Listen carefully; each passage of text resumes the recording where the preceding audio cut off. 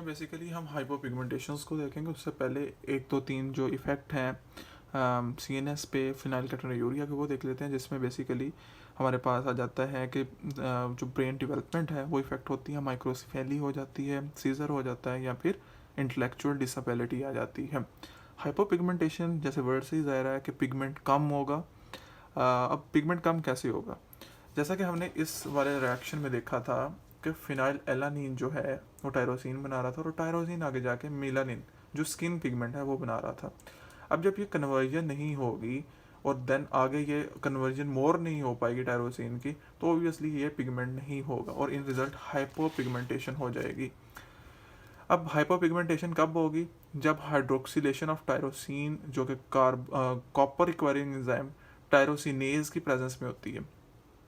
ठीक है, इन result tyrosine, क्योंकि इस अब जब ये सारी सारी हाइड्रोक्सिलेशन कम क्यों है? क्योंकि टायरोसिन कम है। टायरोसिन कम क्यों है? क्योंकि फिनाइल एलानीन जो है वो कन्वर्ट नहीं हो रहा टायरोसिन में।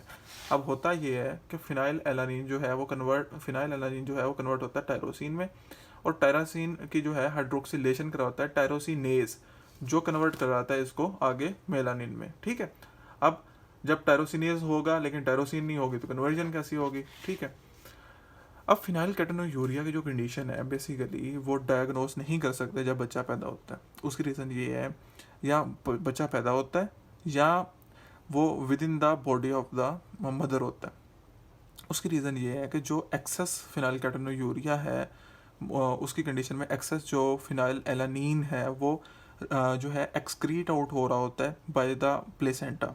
ठीक है, प्लेसेंटा अंदर नहीं रहने देता, नॉर्मल लेवल रखता है। सो अगर आप टेस्ट करेंगे भी तो उसका लेवल आप नॉर्मल फाउंड करेंगे। और इसका असल पता आपको तब पता चलता है जब आप बेबी को 24 टू 48 आवर तक फीड करते हैं, देन टेस्ट करते हैं। अगर बॉडी में तब फिनाइल एलानीन का लेवल ज़्यादा होगा तो आप समझ जाएंगे कि फिनाइलकेटोन्यूरिया की कंडीशन है। ट्रीटमेंट इसमें बेसिकली ये है कि आप वो तमाम फूड देंगे जिसमें टायरोसिन हो। टायरोसिन इसलिए कि टायरोसिन तो बेचारा खुद ही नहीं बन रहा था PKU में। ठीक है, कन्वर्जन ही नहीं हो रही थी तो यही नहीं बन रहा था, तो ये देना तो ज़रूरी है। और वो तमाम डाइट नहीं देंगे जिसमें फिनाइल एलानीन हो, क्योंकि इसका लेवल पहले ही राइज है। ओके, और फिनाइलकेटोन्यूरिया का जो पेशेंट है उसको एस्पार्टेम नामी एक आर्टिफिशियल स्वीटनर भी नहीं देते, क्योंकि इसमें भी फिनाइल एलानीन के कंपोनेंट्स होते हैं, और इसका treatment with in the 7 to 10 days शुरू करना लाजमी होता है। मेपल सीरम डिजीज़ एक बहुत ही ज़्यादा इंपॉर्टेंट डिजीज़ है। इसमें बेसिकली सिनारियो आता है जिसमें पूछा जाता है कि एक बेबी है, उसके यूरिन से एक मेपल सीरम लाइक जो है स्मेल आ रही है, रीज़न बताएं कि कौन सा इंजाइम डेफिशिएंट है और कौन सी बीमारी है। तो बेसिकली उसकी जो डिज़ीज़ है वो यही होती है जो कि मेपल सीरप डिज़ीज़ है। इसका नाम इसकी स्मेल की वजह से, ये एक ऑटोसोमल रिसेसिव डिज़ीज़ है। इसमें बेसिकली एक branch chain alpha keto acid जो है डिहाइड्रोजिनेज वो एब्सेंट होता है, जो बेसिकली इन्वॉल्व होता है into the oxidative D carboxylation. अगर मैं आपको रिएक्शन दिखाऊं तो ये जो तमाम कीटो एसिड की कन्वर्जन में इन्वॉल्व था इनटू द COA यानी CoA, वो बेसिकली यहाँ पे डी ऑक्सीडेटिव कार्बोक्सिलेशन करवा के थ्रू था, और इन्वॉल्व जो था वो था branch chain amino acid alpha keto dehydrogenase. जब ये नहीं होगा तो डीकार्बोक्सिलेशन नहीं होगी और इन रिजल्ट कन्वर्जन नहीं होगी। जब कन्वर्जन नहीं होगी तो ये सारे के सारे कीटो एसिड्स एक्यूमुलेट हो जाएंगे। जब एक्यूमुलेट होंगे तो आपको पता है कि कीटो एसिडोसिस हो जाती है, और उसके साथ साथ कुछ और प्रॉब्लम्स भी आती हैं। बेसिकली हमारा ब्रेन इफेक्ट हो जाता है। ठीक है, जब हमारी वो डीकार्बोक्सिलेशन नहीं हो पाती और इन रिजल्ट एक्यूमुलेट हो जाते हैं अल्फा कीटो एसिड, और साथ उसके ketoacidosis, feeding problem, vomiting, coma, neurological problem जो कि ब्रेन के इफेक्ट की वजह से हो रहा है, और मसल टोन हो ख़राब हो जाती है।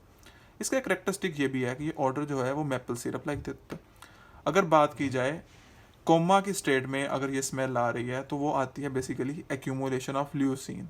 ठीक है, उसके एसिड की एक्यूमुलेशन से। और अगर यूरिन में बात की जाए तो आइसोल्यूसिन के जो आगे कंपोनेंट है, यानी कि आगे जो एसिड था उसकी एक्यूमुलेशन से मेपल सिरप लाइक जो है स्मेल आती है।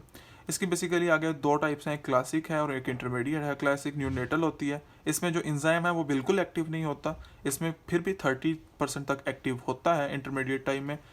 इसके सिम्टम्स जो है वो first day of the birth से ही अपेयर हो जाती हैं, लेकिन इसकी थोड़ी बहुत सिम्टम होती हैं, ज़्यादा नहीं होती। और ये अगर डायग्नोस ना किया जाए तो ये जान भी ले सकता है। और थायमीन डिपेंडेंट जो है उसमें बेसिकली एक और का टाइप है मैपल सिरप डिजीज़ की। इसमें थायमीन जो एक विटामिन B1 होता है उसको दिया जाए तो ये बेहतर हो जाता है।